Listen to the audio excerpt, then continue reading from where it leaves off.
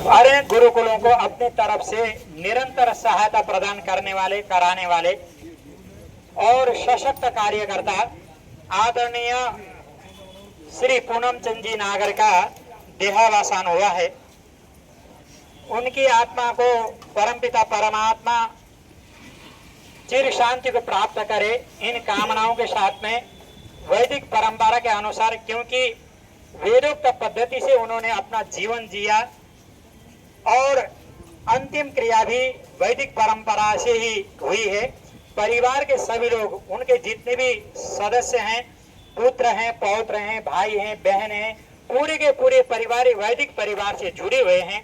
ऐसे परिवार के सदस्य जाना हम सब के लिए अपूर्णीय क्षति है। लेकिन इस दुख की घड़ी में हम सब मिलकर के यही प्रार्थना करते हैं। आगे दो शब्द मैं स्वामी जी से निवेदन करूंगा, उनके लिए श्रद्धा सुमन दो शब्द कहें।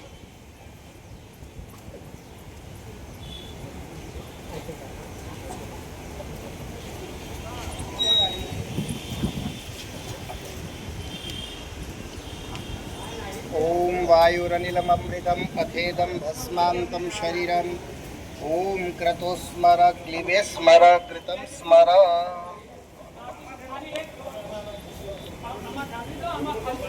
यजुर्वेद का 40वें अध्याय का यह मंत्र कहता है, हमारा सबका शरीर अनित्य है।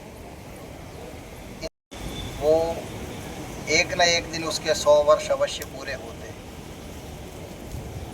और वैदिक पद्धति में अंतिम संस्कार में जहाँ अनेकों पद्धतियाँ लोगों ने, अनेक मत संप्रदाय वालों ने की, तो अपनी जो सर्वश्रेष्ठ पद्धति है वो अग्नि संस्कार है। अग्नि के द्वारा उस शरीर का हम दाह करते हैं और उसमें घृत या सामग्री आदि के द्वारा उसको जो है हम आहुतियाँ दे करके परमात्मा से प्रार्थना करते हैं। और उसके साथ साथ हम सबको ये ध्यान रखना चाहिए, अनित्यानि शरीराणि विभुवो नैव शाश्वतः नित्यं सन्निहितो मृत्यु कर्तव्यो धर्म संग्रह। हम सबका शरीर अनित्य है और हमें ये बात का भी ध्यान रखना चाहिए कि मैं शरीर नहीं हूँ, आत्मा। कोई भी शरीर, जन्म और मृत्यु किसे कहते हैं? जब किसी पंचभूतों के तत्व में आत्मा का प्रवेश होता है, उसका नाम जन्म है।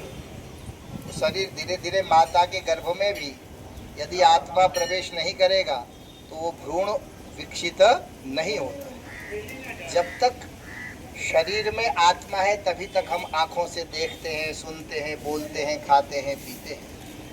और जिस दिन आत्मा शरीर से पृथक हो जाता है, अलग हो जाता है, उसी का नाम क्या है? मृत्यु। तो ये संसार का शाश्वत नियम है कि मृत्यु अवश्यम भावी।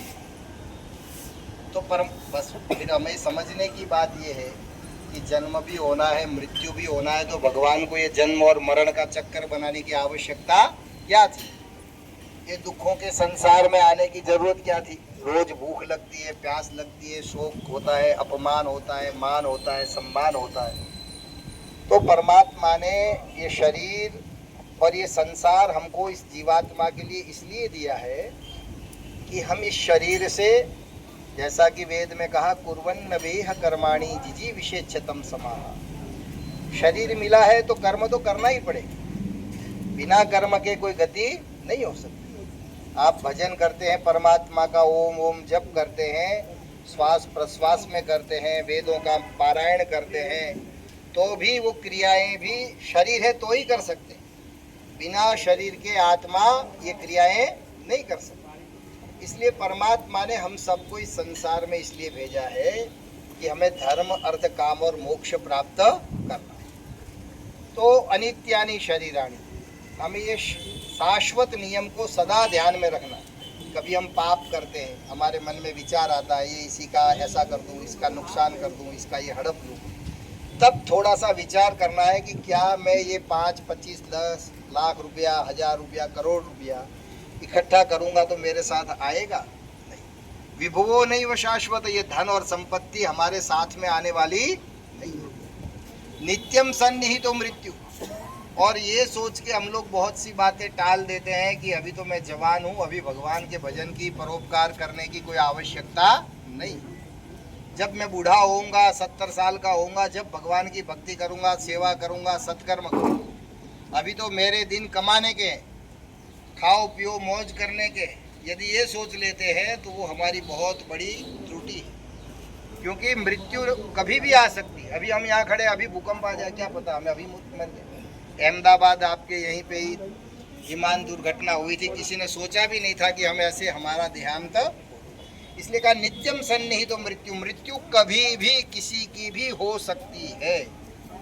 इसलिए क्या करना है, कर्तव्यो धर्म संग्रह, हमें रोज थोड़ा थोड़ा धर्म संग्रह करना है, सत्कर्म करना है। परोपकाराय फलंति वृक्षा, वृक्ष जो फल देते हैं वो परोपकार के लिए देते हैं। नदियां बहती है परोपकार के लिए बहती है, और सूर्य उदय होता है वो भी परोपकार के लिए होता है। तो ऐसे ही परोपकार के लिए कहावत है, परोपकारार्थाम सताम विभूतयः, जो सज्जन पुरुष है उनकी सारा ऐश्वर्य परोपकार के लिए होता है। श्रद्धेय स्वर्गीय पूनम चंद जी नागर का जीवन, जितना मैं उनको जानता हूँ, पिछले 30 वर्षों से तो मेरा उनका बहुत सानिध्य रहा है। वो मेरे से भी पुत्रवत ही स्नेह करते थे जैसे इनसे करते, और हम उनको ताऊ ही बोलते थे। तो उनका जीवन, उनके पास बहुत ऐश्वर्य नहीं है, अरबों खरबों रुपया हो, करोड़ों रुपया हो, ऐसा नहीं।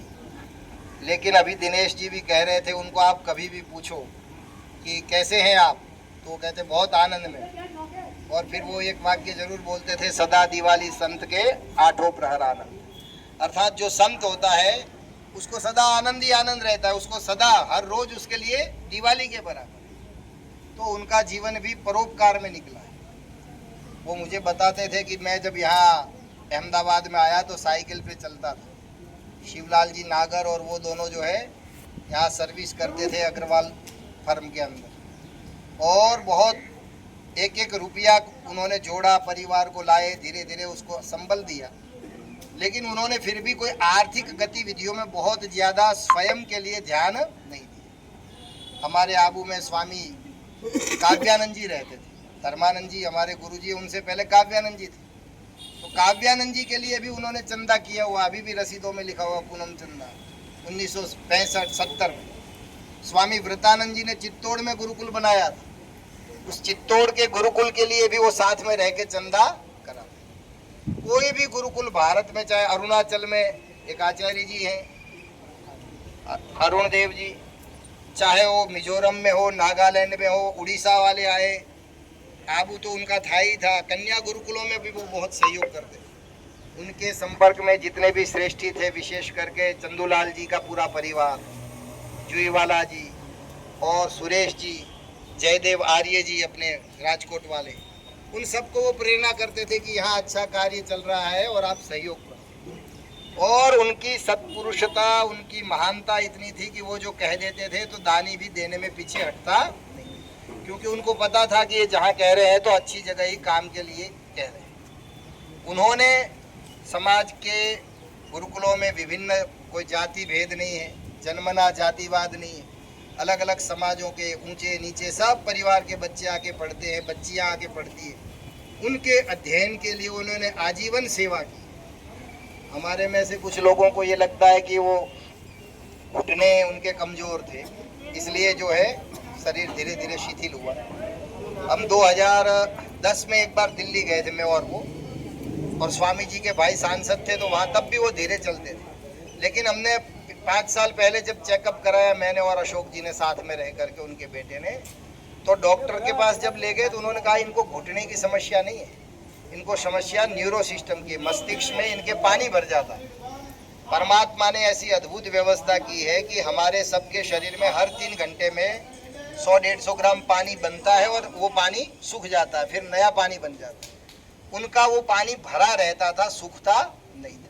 उन्होंने जब MRI करवाई और वो करवाया पूरा, तो कहा कि आप यहाँ हम पहले ये डॉक्टर साहब ने कहा यहाँ छेद करेंगे और पानी निकालेंगे, और वो हम 3-4 बार करेंगे। उससे यदि इनको फर्क हुआ तो हम परमानेंट ऑपरेशन करेंगे और अंदर ही नली छोड़ देंगे मस्तिष्क का। तो परिवार ने भी मना किया, उन्होंने भी मना किया कि हमको ऐसा ऑपरेशन नहीं करना। तो उस न्यूरो सिस्टम, जो मस्तिष्क के अंदर जो स्नायु तंत्र है, उसके शिथिलता के कारण धीरे धीरे उनके पैरों में शिथिलता आई, और अंत में अभी 15 दिन पहले हमने फ़ोन किया तो बोल भी नहीं पा रहे थे। तो उन्होंने अपना पूरा जीवन परोपकार के लिए लगाया है। हमें भी प्रेरणा लेनी है कि उनसे कुछ उनके जो सत्कर्म थे वो अपने जीवन में धारण करें। वो सदा जैसे आनंद में रहते थे, आनंद में रहे। वो जीवित थे तब तक, जो सही स्थिति में थे तब तक वो संध्या करते थे, और उन्होंने एक कविता में जो संध्या की पुस्तिका थी उसको प्रकाशित भी कराया, वो उसको खूब बांटते भी।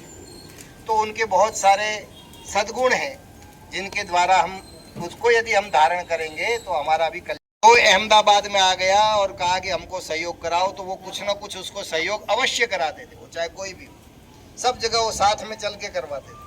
तो पूरे आर्य समाज की ओर से, सभी गुरुकुलों की ओर से उस महान दिव्य आत्मा को हम श्रद्धांजलि अर्पित करते हैं। और वैसे परमात्मा कर्म अनुसार ही उनको आगे जाति, आयु और भोग प्रदान करेंगे।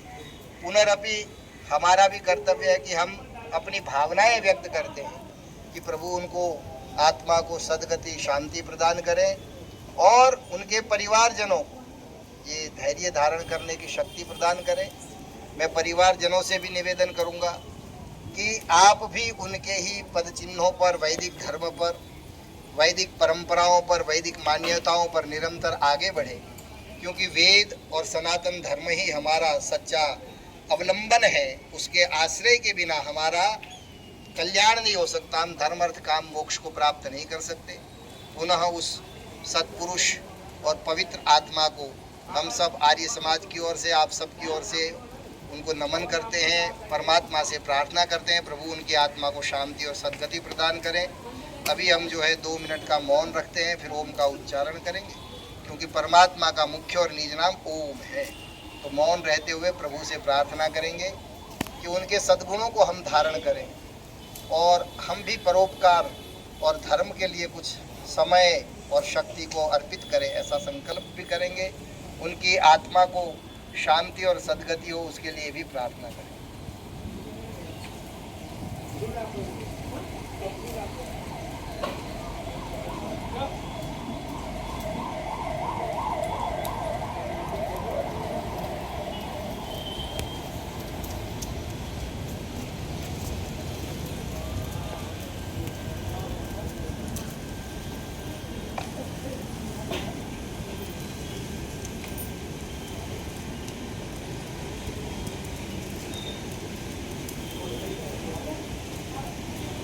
अंतरिक्षं शांति, पृथिवी शांतिरापः शांतिरोषधयः शान्तिः, वनस्पतयः शान्तिर्विश्वे देवाः शान्तिर्ब्रह्म शान्तिः सर्वं शान्ति शान्तिरेव शान्तिः सामा शान्तिरेधि। ॐ शान्ति शान्ति शान्तिः। ओम विश्वेभ्यो देवेभ्यः स्वाहा। ओम द्यावा पृथिवीभ्यां स्वाहा। ओम सूर्यं चक्षुषा गच्छ वातमात्मना इमं जगच्छ पृथिवीं च धर्मगे अपो वा गच्छ यदि तत्र देहितमोषधि सुकरिष्ठाशरीरै स्वाहा। ओम सोमैकेभ्यः भवति तन्मेन उपासते येभ्यो मधुप्रदावति तांसि देवापि गच्छता स्वाहा। ओम ये चित्पूर्वरितसातारितजातारिताविदा ऋषिस्तमस्वतो यमतपोजाम् अपि गच्छता स्वाहा। ओम तपसा ये अनादिश्यास्तपसा ये तपो ये चक्रिये महस्तांसि देवापि गच्छता स्वाहा। ओम ये युध्यते प्रतरेषु